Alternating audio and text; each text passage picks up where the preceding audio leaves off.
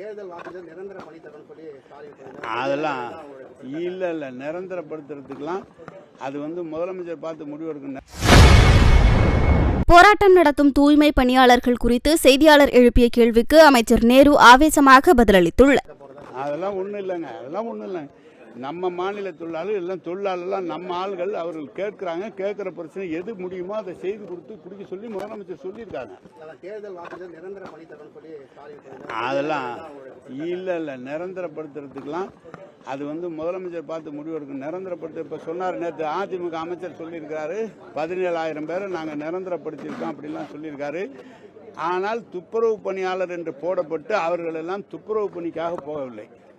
கோயம்புத்தூர் மாநகராட்சியிலும் துப்புரவு பணியாளர்கள் எடுத்து 380 பேரை ஒரே நாளில் பதவி முடிகிற காலத்தில் எடுத்து அவர்கள் போட்டிருக்கிறார்கள். நீதிமன்றத்தினுடைய பேப்பரில் அரேஞ்ச் பண்ணி எந்த துப்புரவு பணியாளரும் அவங்க போடல.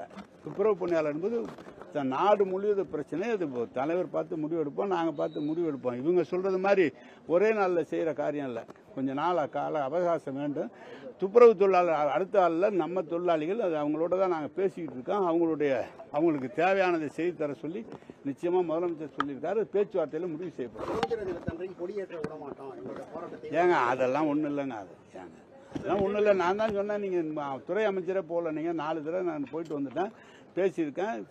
அமைச்சர் அறநிலைத்துறை அமைச்சரும் பேசியிருக்காரு, கமிஷனர் செக்ரட்டரி பேசிக்கிட்டு இருக்கோம். எல்லா இடத்துலையும் பேசியிருக்கோம். முதலமைச்சர் செயலாளர்லாம் அதில் கவனமாக இருந்து பேசிட்டு தான் இருக்கோம். அதெல்லாம் ஒன்றும் விட்டுருலாங்க. நீங்கள் அவங்க சொல்கிறாங்க, எல்லாரும் போய் ஒவ்வொருத்தரும் போய் பார்க்குறாங்க.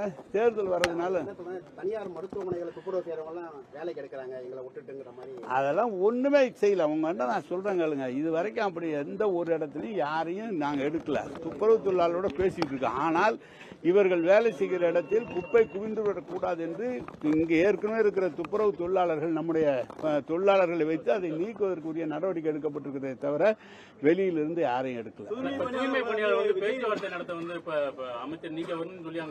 ஏங்க 4 தடவை போயிட்டு வந்தா, நேற்று கூட அங்கதாங்க இருந்துட்டு வரேன். நீங்க வேணா வாங்க, கேமராவோட வந்தா பிடிச்சிக்கலாம். ஏங்க நாங்க அந்த தலைவர் 4 பேர் இருக்காங்க, அவங்க கிட்ட தான் பேசினோம். நேரடியாக ஸ்பாட்டுக்கு போல அவங்கள தான் அழைச்சி வச்சு மாநகராட்சியிலேயே பேசினாங்க. சரி, வேற பேச்சு